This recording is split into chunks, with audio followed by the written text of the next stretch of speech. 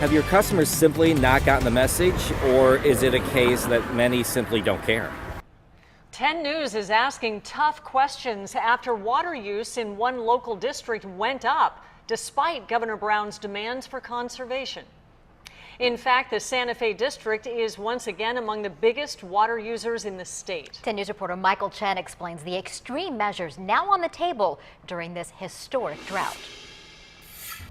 Here in Rancho Santa Fe, this sign is just part of the drought outreach effort, but it now appears that for some, the message is not being received or simply being ignored. So here we put a lot of rosemary. Take a look at Fred Carey's yard. And bougainvillea. And you'll see plenty of drought-tolerant plants. It's beautiful. And not much grass. We took it all out. We have mulch. After he put in the new landscaping a few months ago, his water usage dropped by about 50%. If everybody does a little bit, then I think we'll be okay. Carey is doing his part, but many of his neighbors have not.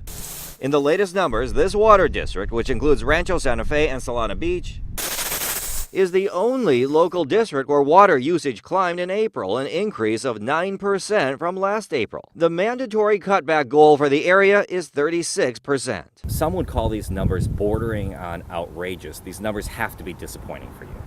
Yes. Jessica Parks is spokesperson for the water district, filled with sprawling, lush landscaping.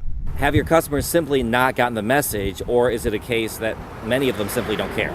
We've been sending this message out since September. Parks says for those who don't care, costly penalties await. Starting in July, for those who don't slash their water usage by 45% compared to their 2013 numbers, penalties kick in that could increase their water bill by 4 times. Will these penalties work?